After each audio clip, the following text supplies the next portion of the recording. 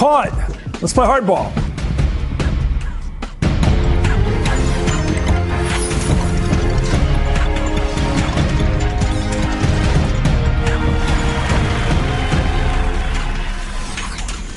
Good evening, I'm Chris Matthews up in New York. Let me start tonight with, if I were a rich man, yubby dibby dibby dibby dibby dibby dibby dumb. Dumb. It's one thing to be rich and have the majority of the voters convinced you're out to help the rich. Is there anything dumber, though, to be caught pandering to your fellow rich? Hey, buddy, give me $50,000. I'll give you a dinner and tell you what I really think. And what does Mitt Romney really think about that 47% out there? The ones you'll never catch at a party like this. He called them a bunch of freeloaders who want breakfast in bed, who want the people at the 50K dinners to foot the bill. Well, tonight, the morning after, and yes, we've got more tapes of that infamous dinner to remember. That Tony get-together where the Republican nominee for President of the United States shared his deepest beliefs about the two kinds of people in this country. Those who give, like him, and those who take and loaf and vote for Obama. Joining me now is David Corn with Mother Jones, who's the author of Showdown, which is out in paperback right now. Also, we have New York Magazine's John Heilman, Mr. Game Change. Gentlemen, we have new tape to show you from that May fundraiser, thanks to David Corn, including what Romney said about the Israeli-Palestinian conflict. But before we get to that, here's that shocking tape from Romney talking about the 47% of Americans who he says are definitely voting for Obama, not for him. He was answering a question from a donor, apparently. The tape was first posted by the great Mother Jones magazine. Let's watch. There are 47% of the people who will vote for the president no matter what. All right, there are 47% who are with him, who are dependent upon government, who believe that they are victims, who believe that government has a responsibility to care for them, who believe that they're entitled to health care, to food, to housing, to you name it. But it's an entitlement, and the government should give it to them. And they will vote for this president no matter what. And I mean, the president starts off with 48, 49, 40, he starts off with a huge number. These are people who pay no income tax. 47% of Americans pay no income tax. So our message of low taxes doesn't connect. And he'll be out there talking about tax cuts for the rich. I mean, that's what they sell every 4 years. And so my job is not to worry about those people. I'll never convince them that they should take personal responsibility and care for their lives. What I have to do is convince the 5 to 10% in the Senate that are independent. You know, David, congratulations on getting this out to the public, because we often think, what does a politician really believe? And maybe we don't hear it here, but pretty close. Behind closed doors, there he is pandering to a bunch of rich people, basically referring to the non-rich, to the people in the bottom 50% of the country, the 47 to be precise, as bums, loafers, shirkers, the people that really don't carry their load but expect the rich to give them breakfast in bed effectively. I mean, I think it's a telling statement. And my only question to you, since you unearthed this, is he saying this is what I believe, or is this a high pander to the rich, or both? Well, I don't see any reason why it can't be both. I mean, if you watch the tape as we just did, you know, he looks very convincing, at least to me. You know, he said last night in response to the tape that he was speaking off the cuff. Usually when you speak off the cuff, you say what's in your heart, what you really mean. It means not being scripted. And so this didn't sound like a scripted remark to pander to people who had paid $50,000 plate to see him. I mean, there are a lot of ways to talk about this issue of whether we're going to have a government-centered society, whether entitlements go too far and actually encourage people not to work. There are policy issues and the way to describe them. But he was sort of brazen in how sweeping his remarks were, that these people just don't believe in personal responsibility, that the 47% of Americans who voted for Barack Obama don't have any sense of working for themselves. Yeah. And that seemed to me to be the tell. I mean, he didn't have to go this far to pander to these people, but it was like, you and I, we're the strivers. We make our own success, and we're up against, you know, a population full of parasitic moochers, and that's what this campaign is going to be about. And we have to convince 5 to 10% to be on our side in order to win. I like the book, The Fountainhead, but that was the whole idea behind it. There was the looters out there, those people who didn't do anything. Let me go to you, John Heilman. This question about, I mean, he really did sound like, you know, a Tory more than a Republican. You know, a real elitist, like these people, these bums, these workers, you know, one of those old stories you used to hear about the New York Yacht Club where they'd say, I love the working man, I love to see him work, that kind of stuff. Well, it's all. I mean, look, there are Tories, Margaret Thatcher, with the shopkeeper's daughter, who wanted to try to lift the poor up. I think there's the analysis he's doing of society, of the economy. But the thing to me that's more troubling is this notion that not only is he analyzing and saying this is what this category of people are like, but he's saying, I can't help them, I can't do anything for them, there's no reason for me to try to talk to them, right?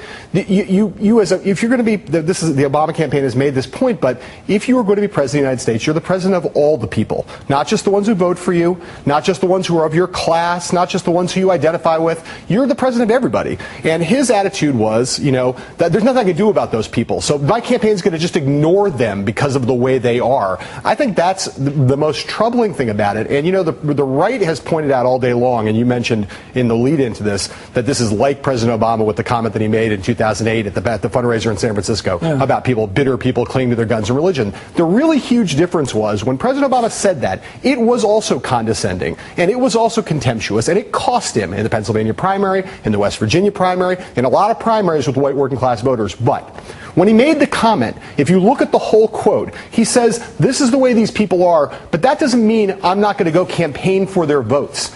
He says there are some people like that who are going to be less amenable to my appeal than they would otherwise be, but I got to still go in there and fight for those votes. I got to still go stand in front of them and ask them for their vote. That's exactly the opposite of what Romney was saying. Romney's saying, these people aren't going to like me, so I'm just going to forget about it. It was really dismissed. Anyway, the Weekly Standard's Bill Christer, who's of course a conservative, wrote Romney's comments were stupid and arrogant, and in a scathing column in the New York Times today, conservative David Brooks, a really smart guy, wrote, quote, as a description of America today, Romney's comment is a country club fantasy. It's what self-satisfied millionaires say to each other. It reinforces every negative view people have about Romney. Now, the headline of that column was Thurston Howell Romney, referring to the millionaire on Gilligan's Island. Just to remind you, here's the guy. But the whole thing sounds so darn democratic. But you understand the principle involved. After all, you're a man of ethics. You sure know how to cut a man, don't you? All right, I hereby officially place myself under hot arrest.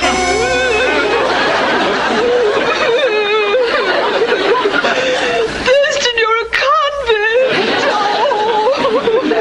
Lovey, I've been framed. I'll appeal. I'll take it to Supreme Court. I'll go even higher. The Rules Committee of the Newport Country Club.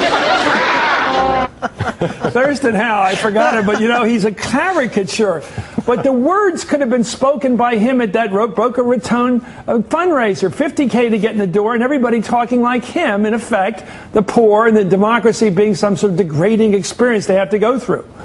Well, it sounded like, Mitt Romney was saying, my goodness, half the public are parasites trying to live off us, and the only way we can, get into power is to convince 5% of those independents to side with us and protect us from the lumpen masses.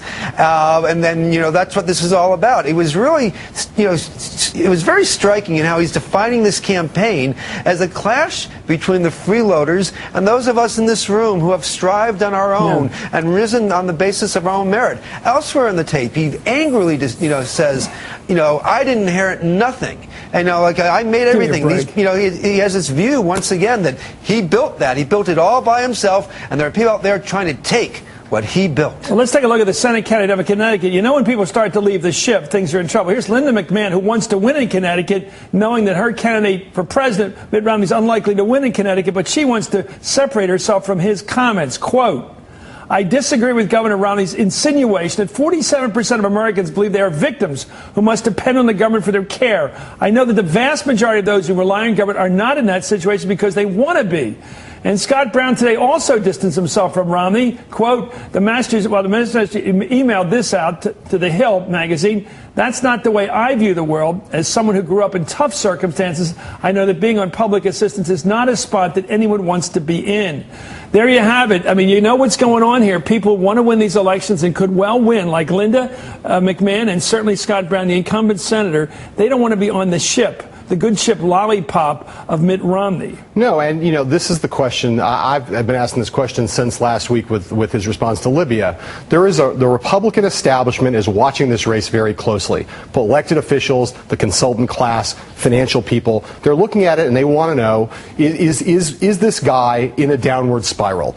The polls are still close. Mitt Romney can still win this race. But if you remember back in 1996, Chris, there came a point, and it was a long way before Election Day, when the Republican Party said, we're done with Bob Dole. He's not going to win this race. Yeah. We've got to take care of ourselves. It was I think we're not there yet. No, we're not there yet. We're not there yet. We're not there yet. But the fact of what's happened over the course of, this is why all this in context, it's 2 horrific weeks. And it just raises the stakes for Romney in the debates. Because if he does not win decisively in that first debate, we could be at that point. One last pandering this to the rich and the people down there with right-wing views, perhaps. David, you've got a piece of tape. Let's talk about another piece of tape. This is part of the Romney speech down there to those wealthy people. It's about Palestinians and what their interests, whatever they have in establishment. It's a knock on the Palestinians. No big politics there. But he seems to suggest there's no chance of a two-state solution, which has been the policy of both our parties for years now. Let's watch. These are problems, and they're very hard to solve, right? And I look at the Palestinians not wanting to see peace anyway, for political purposes, committed to the destruction and elimination of Israel, and these thorny issues, and I say, there's just no way. And so what you do is you say you move things along the best way you can, you hope for some degree of stability, but you recognize this is going to remain an unsolved problem. We live with that in China and Taiwan. All right, we have a potentially volatile situation, but we sort of live with it. And we kick the ball down the field and hope that ultimately somehow something will happen and resolve it. We don't go to war to try and resolve it imminently. On the other hand, I got a call from a former Secretary of State. I won't mention which one it was, but this individual said to me, I think there's a prospect for a settlement between the Palestinians and the Israelis after the Palestinian elections. I said, really? And, his answer was yes. I think there's some prospect. And I didn't delve into it. I don't know. What did you think of that tape, the part you thought was the most fascinating, David? Yeah.